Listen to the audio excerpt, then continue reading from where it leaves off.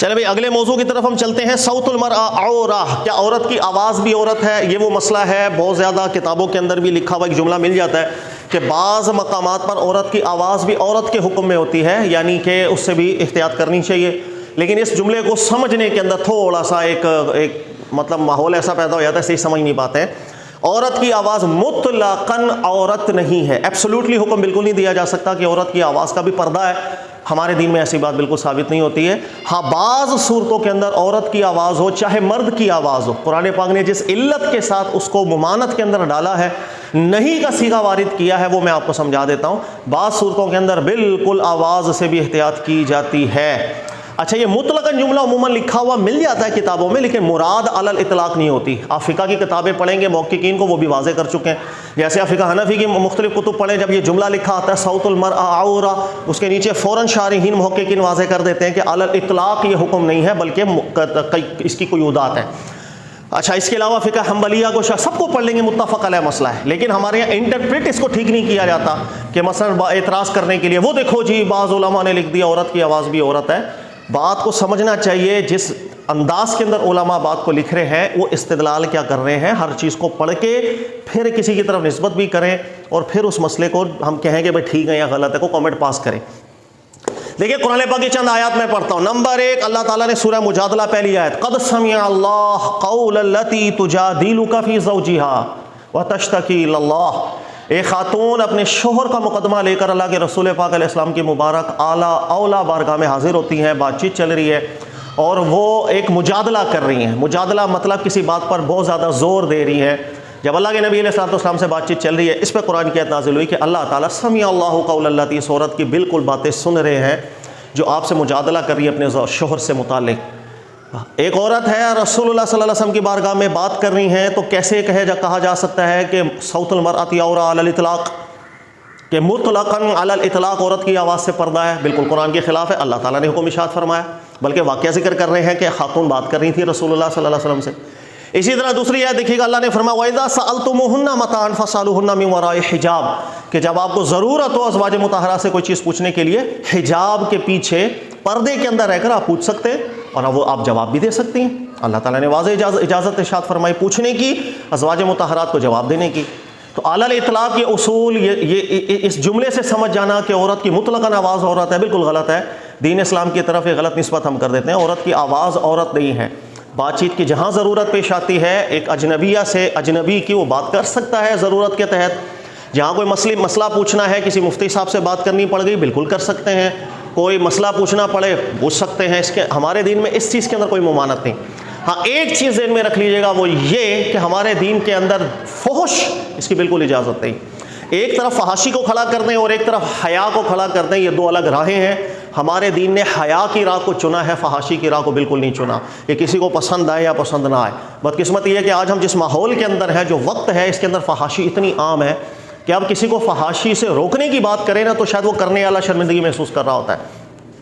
آپ کسی کو حیا کا درس دیں، وہ درس دینے والا ایسا محسوس ہوتا ہے کہ وہ شرمندگی محسوس کر رہا ہے. فحاشی اتنی زیادہ عام ہو چکی ہے. لیکن میرے اللہ کے نبی علیہ الصلوۃ والسلام فرمایا کرتے تھے کہ اسلام غربت سے چلا ہے اور دوبارہ بھی ایک وقت آئے گا یہ غربت کی طرف لوٹ آئے گا. بہت کم لوگ ہوں گے اس پر عمل کرنے والے، اس کو سمجھنے والے. یہ واضح دو الگ راہیں ہیں. فحاشی کی راہ الگ ہے، اس کا اسلام سے کوئی تعلق نہیں بنتا، اور حیا کی راہ الگ ہے. جس کو خدا خوفی اس کے دل کے اندر ہے، ایمان اس کے اندر پختہ ہے، وہ اس راہ کو چنتا ہے، اس راہ کو نہیں چنتا. اگر کبھی مبتلا بھی ہو جائے گا تو دل کے اندر ایک ندامت اس کی ضرور ہوگی کہ یہ کام غلط ہے، اس کام کی ہمارا دل بالکل اجازت نہیں دیتا. اس لیے مختلف الفاظ سے اللہ فرماتے ہیں قل انما حرم ربی الفواحش ما ظہر منها وما بطن. ظاہری فحش ہو، باطنی فحش ہو، ہر طرح کے فحش کو اللہ نے حرام کیا. اس کے علاوہ بھی بہت سی آیات. تو حرام لی ذاتی ہی چیزوں کے اندر فحش داخل ہوتا ہے. اول تو ہمارے یہاں اس آیت کو اتنا غلط سمجھ لیا جاتا ہے آج کل کی بعض افکار کے اندر، آپ نے دیکھا بھی ہوگا، سنا بھی ہوگا. وہ استدلال اس آیت سے یہ کر لیتے ہیں کہ حرام صرف یہی چیزیں ہیں. قل انما حرم ربی الفواحش ما ظہر منها وما بطن. اللہ نے جو 4-5 ذکر کیے چیزیں، صرف یہ چیزیں حرام ہیں، اس کے علاوہ کوئی چیز ہمارے دین میں حرام نہیں ہے. اتنا غلط یہ استدلال ہے. انا للہ و انا الیہ راجعون. پورا قرآن پاک صوفیاء نے اتنا نہیں بدلا جتنی ہمارے یہاں افکار نے بدلی ہے بدقسمتی سے. اس کی وجہ یہ ہے کہ قرآن پاک نے جو حلت اور حرمت کے اصول بیان کیے، آپ اسی سے بالکل اپوزٹ ہو کے کھڑے ہو جاتے ہیں. حرام مطلب کسی کام سے روکنا. اللہ تعالیٰ نے کتنے کاموں سے روکا, اس کو میں ابھی مختصر ذکر کر رہا ہوں, ابھی یہ باقاعدہ تفصیلی ٹاپک آگے آئے گا, پھر ہم تفصیل سے ذکر کریں گے. ابھی ذرا خلاصہ سمجھے تاکہ جو فحش والی بات ہے اس کو ہم اچھی طرح انڈرسٹینڈ کر سکیں. دیکھیے گا, حرام جو ہوتا ہے ایک ہوتا ہے لذاتی ہی, اپنی ذات کے اندر کسی چیز کو اللہ تعالیٰ حرام فرما دے. قل انما حرم ربی الفواحش ما ظہر منها وما بطن, یہ جو آیت ہے یہ حرام ذاتی ہی کو ڈسکس کرتی ہے. یہی وجہ ہے کہ یہاں پر انما کا لفظ چاہے حصر کے لیے آیا ہے. جو حضرات یہ استدلال کرتے ہیں نا کہ صرف یہ چیزیں حرام ہے چونکہ حصر کا لفظ آ رہا ہے, وہ بھی استثناء کر لیں گے فوراً. وہ کہیں گے کھانے پینے کی چیزوں کے علاوہ کی بات چل رہی ہے. کیوں بھائی, انما کا حصر کیسے توڑیں آپ؟ اچھا خود انما کا حصر توڑ دیں تو چلے گا, کوئی اور دوسرا سمجھانے کی کوشش کرے اس کو بیوقوف سمجھنا شروع ہو جاتے ہیں. قرآن پاک کو نہ بتائے, پیٹرن سیٹلڈ ہیں جو ہمارے علماء ماضی میں کر چکے ہیں کہ حرام کا اطلاق کن چیزوں پر ہوتا ہے, قرآن کن کن چیزوں کے اوپر کرتا ہے. یہ ابھی میں مختصراً سمجھا رہا ہوں تاکہ اس بات کو ہم سمجھیں اچھے طریقے سے. اچھا اب دیکھیں, حرام یہ ذاتی ہی یہ چیز, اپنی ذات کے اندر یہ چیزیں حرام ہے, جس میں شرک ہے, اللہ کی طرف غلط نسبت کر دینا ہے, اس کے اندر اسم ہے, ہر وہ چیز جس کو اللہ تعالیٰ حد سے نکلنا بیان کر دیں, عدوان ہے اس کے اندر, یہ سب چیزیں داخل ہو جاتی ہیں. اچھا دوسری قسم حرام کی ہوتی ہے جسے کہتے ہیں حرام للتعزیر.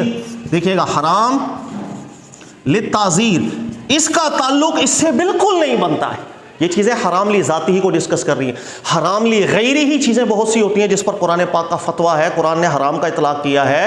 اس کے علاوہ اتنے دلائل قائم ہے کہ آپ سوچ نہیں سکتے. اب اس کی میں مثال آپ کو دیتا ہوں. اہل کتاب سے متعلق اللہ نے ذکر کیا کہ ان پر اللہ تعالیٰ نے بہت سی طیبات چیزوں کو حرام کر, فَبِظُلْمٍ مِّنَ الَّذِينَ هَادُوا حَرَّمْنَا عَلَيْهِمْ طَيِّبَاتٍ, انہوں نے ظلم کیا تھا, اس ظلم کی سزا یہ ملی تھی ان کو کہ اللہ کی طرف سے بہت سے طیبات ان پر حرام کر دیے گئے تھے. میرا اب آپ سے سوال ہے, طیب چیز, کوئی چیز ایسی ہو جو طیب ہو, اس سے حرام کر دینا کیا فحش میں داخل ہوتا ہے؟ نہیں. کیا اسم میں داخل ہوتا ہے؟ نہیں. حقوق تلفی میں داخل ہوتا ہے؟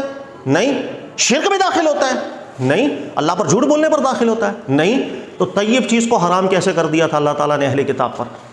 اگر حرام کے اطلاقات کو ہی ہم نے نہیں سمجھا, ہم پوری بلڈنگیں کھڑی کر کے خدا کی قسم دین کا بیڑا غرق کر رہے ہوتا ہے. میں اس لیے یہ جملہ اکثر بولتا ہوں, جملہ بڑا سخت ہے لیکن میں بولتا ہوں, میں کیا کروں بھائی, میرے مطلب اللہ کے کلام کی بات ہے, کوئی مذاق ہے؟ صوفیاء نے اتنا نقصان نہیں پہنچایا جتنے ہمارے یہاں کے افکار نقصان پہنچا دیتے ہیں غیر شعوری طور پر. اسے حرام للتعزیر کہا جاتا ہے. اللہ تعالیٰ کبھی کبھی سزا کے لیے کسی حلال چیز کو بھی حرام کر دیتے ہیں, اس کے اوپر تعزیر کے زمرے میں. یہ تو اہل کتاب. اگر آپ کے ذہن میں یہ بات اب آ رہی ہوگی کہ یہ تو چونکہ اہل کتاب سے متعلق تھی, ہمارا دین جب آ گیا اس کے احکامات میں تبدیلی آ گئی, وہ جو حرام ان پر طیب ہوئے تھے اب حلال ہو گئے, یہی سوال آ رہا ہے نا آپ کے ذہن میں. یہ لو پھر ایک اور آیت میں آپ کے سامنے بیان کرتا ہوں, اور وہ آیت یہ ہے کہ ایک طیب چیز کو اللہ نے ہم پر بھی حرام کیا, حرام للتعزیر کے زمرے کے اندر, ایک طیب چیز کو. اس لیے قرآن پاک کے حرام کے اطلاقات کو سمجھے جو علماء پیٹرن سیٹل کر چکے ہیں. یہ سب چیزیں ڈسکس ہو چکی ہیں. یہ آج نہیں, 3 صدی ہجری کے اندر سب سے پہلے یہ بات کسی معتزلی نے کی تھی کہ حرام صرف اس آیت کے اندر ہے, قل انما حرم ربی الفواحش ما ظہر منها وما بطن. پھر علماء نے تحقیقات کر کے بتایا خدا کے واسطے قرآن کی بیڑا غرق نہ کرو قرآن پاک کا.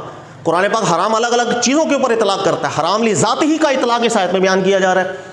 حرام للتعزیر کا اطلاق میں نے ایک سمجھایا. پھر دوسرا دیکھیں, ہمارے دین میں ایک طیب چیز کو اللہ نے حرام للتعزیر کے طور پر حرام کر دیا ہے, اس عمل کو.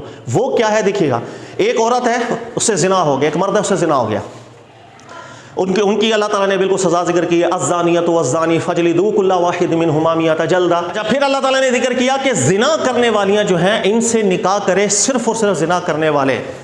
پھر اللہ نے ذکر کیا کہ مشرک ہے اس سے نکاح کرے صرف اور صرف شرک کرنے والے.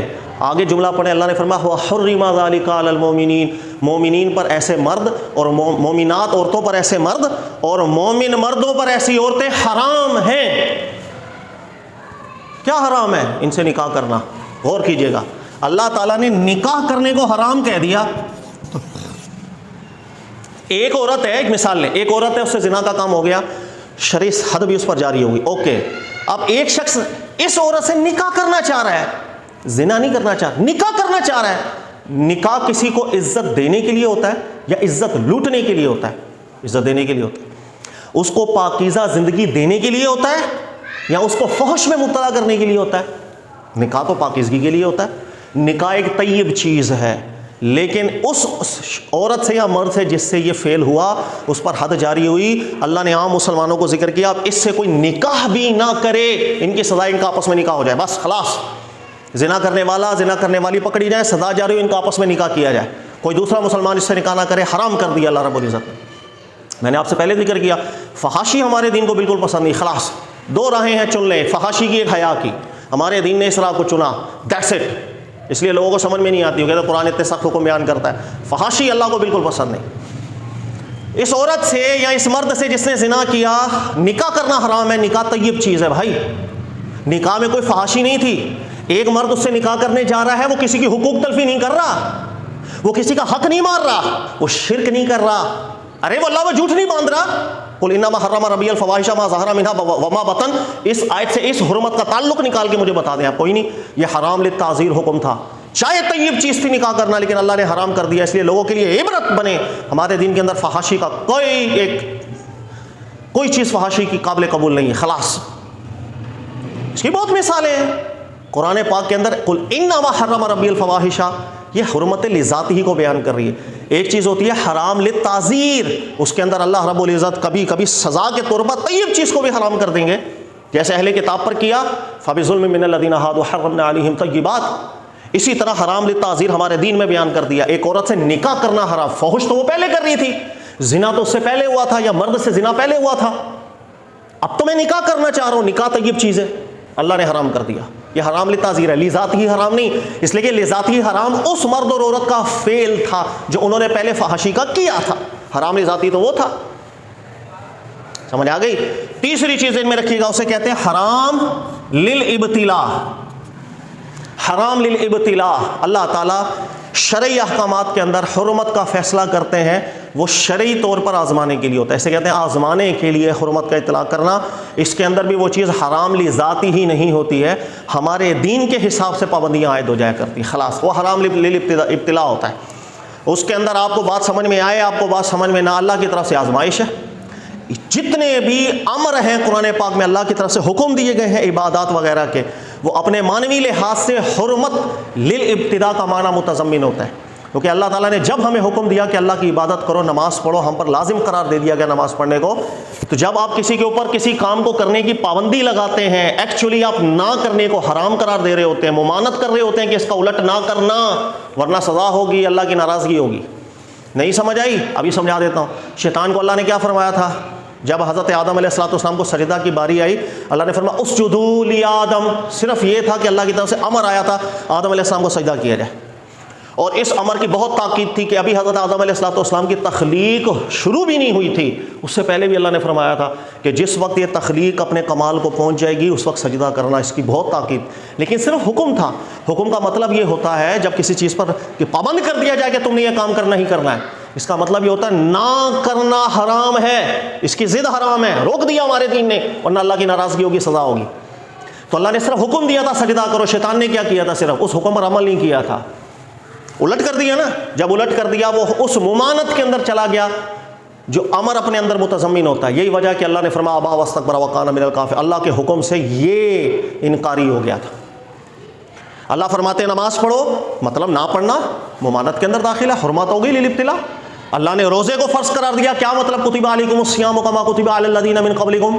بھائی سوال یہ کہ اللہ نے جب ہم پر فرض قرار دے دیے روزے, تو یہ حرمت للابتداء کو اپنے اندر معنی متضمن ہوتا ہے کہ اب بلا وجہ آپ چھوڑ کے دکھائیں, آپ حرام کے مرتکب ہو جائیں گے, ممانت کے مرتکب ہو جائیں گے. کہ کسی چیز کا پابند کرنے کا مطلب یہ تھا کہ الٹ کام آپ نے نہیں کرنا. جتنی بھی عبادات کے امر کے سیکھے ہیں, جتنے بھی احکامات کے امر کے سیکھے ہیں جو الزامی طور پر امت کے اوپر ثابت ہوتے ہیں, اس کو پابند کرتے ہیں.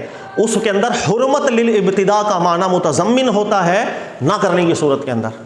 یہ 3 اطلاقات میں نے آپ کو حرام کے قرآن سے سمجھائے, ابھی اس کے 3 اطلاقات مزید باقی ہیں. اور ہمارے یہاں اٹھ کر کے بڑے دعوے کے ساتھ جو ہے ایسے اعلانات ہو, حرام چیزیں تو صرف یہی ہیں, قل انما حرم ربی الفواحش ما ظہر. اس کے علاوہ حرام ہمارے دین میں کچھ بھی نہیں ہوتا. اور ان کو سمجھانے کی کوشش کرو, خدا کی قسم سمجھتے نہیں. یقین کریں آپ, اور یہاں ہر اتوار کو ابھی کلاس ختم ہوگی, آپ دیکھ لیجیے گا, یہاں رش لگ جائے گا ملاقات کے لیے. آپ کسی دن اٹینڈ کر کے دیکھ لیں ہمارے یہاں روم کے اندر جو ملاقاتیں ہوتی ہیں, ضد پہ اڑے ہوں گے, سمجھنے کی کوشش ہی نہیں کر رہے ہوتے. اس لیے افکار کی یاد رکھیے گا, میں آپ کو اکثر ذکر کرتا ہوں, افکار کے پیچھے مت چلیں. آپ کسی ایک فرقے کے پیچھے جب چلتے ہیں اپنی زندگی دین ایمان تباہ کر دیا.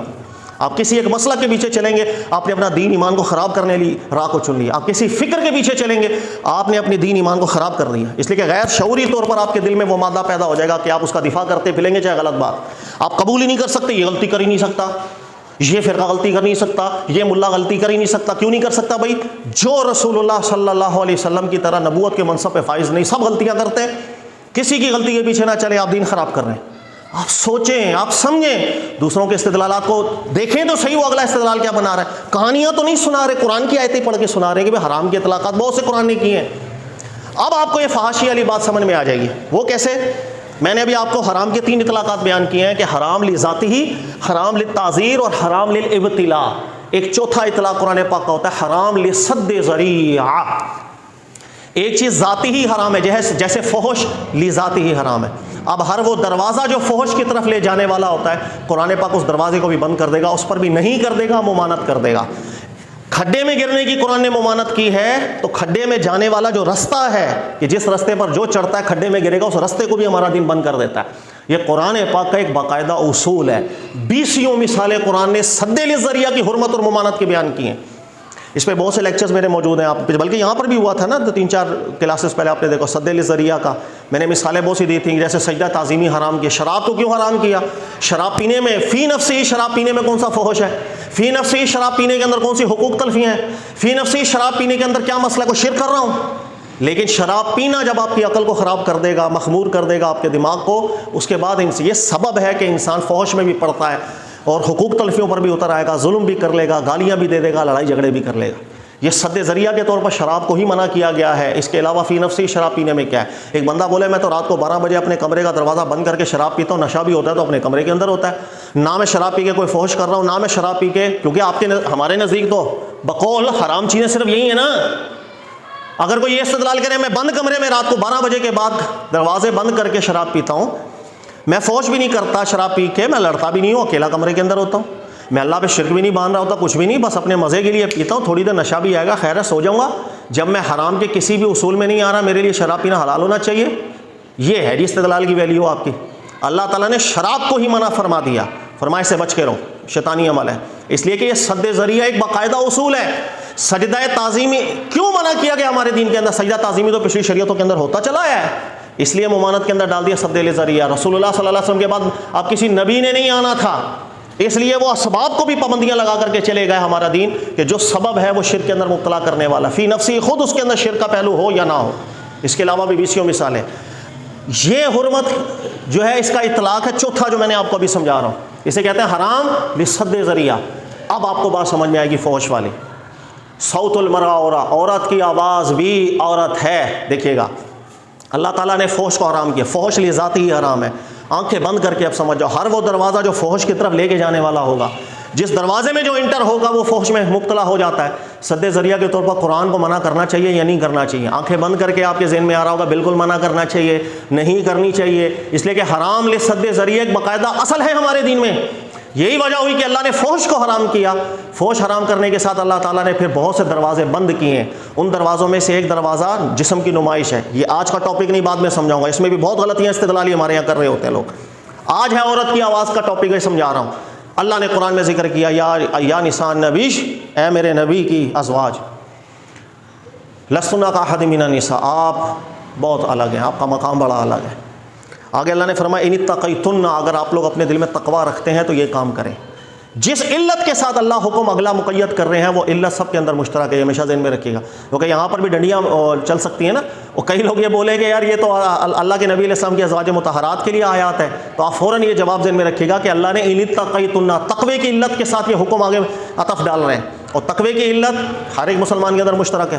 اس لیے قرآن پاک میں عربی گرامر جو ہے آپ کی، اس میں بھی مہارت ہونی چاہیے، ورنہ قرآن کی آیتیں پڑھ پڑھ کے ایسے ایسے گھمائیں گے آپ کو، پھرکیوں میں ڈالیں گے یا بس سوچتے چلے جائیں. پھر اللہ نے فرمایا فلا تخضعن بالقول فیطمع الذی فی قلبہ مرض. اللہ نے فرمایا جب کسی سے بات کرنے کی ضرورت ہو بات کر سکتے ہیں، لیکن خضوع قول سے بچنا. فیطمع الذی فی قلبہ مرض، جس کے دلوں میں گندگی ہوگی وہ فتنے میں مبتلا ہوگا، وہ بری لالچیں اس کے دل کے اندر پیدا ہونے لگ جائیں. خضوع قول سے اللہ نے منع کر دیا، اس لیے کہ فحش ہمارے دین میں منع ہے. فحش کی طرف جانے والا دروازہ یہ تھا، ایک دروازہ جسم کی نمائش ہے، وہ بعد میں وہ بھی بند کر دیا اللہ نے. دوسرا دروازہ یہ تھا کہ اگر کوئی مرد عورت کبھی ان کو ضرورتاً بات کرنی پڑ جائے، قرآن کی میں نے آیتیں پڑھی، بالکل کر سکتی ہے، لیکن لیکن اگر کوئی مرد کسی عورت کے ساتھ یا کوئی عورت کسی مرد کے ساتھ اس لہجے میں بات کرنا شروع کر دے، ایسے الفاظ استعمال کرنا شروع کر دیں یا ایسا لہجہ استعمال کرنا شروع کر دے کہ سامنے والی مخالف جنس کو ایک لال دل کے اندر گندگیاں پیدا ہونا شروع ہو جائے، برے خیالات، فتنے، شہوت ابھرنا شروع ہو جائے کہ اس کا دل جو ہے نا پھر حرام کی طرف اس کو ابھارنے لگ جائے، اس انداز کی گفتگو، ان الفاظ کے ساتھ گفتگو، ان لہجوں کے ساتھ گفتگو کو اللہ نے فوراً منع کر دیا۔ ولا تخضعنا، نہیں آ گئی، ممانعت آ گئی اللہ کی طرف سے۔ اب سوال یہ ہے کہ زبان سے ایسے الفاظ سے گفتگو، اس انداز سے گفتگو، اس لہجے میں گفتگو کہ جو سامنے والے کو آزمائش کے اندر ڈال دے، فتنے میں ڈال دے، فحش پر ابھارنا شروع کر دے، اسے عربی میں خضوع قول کہا جاتا ہے۔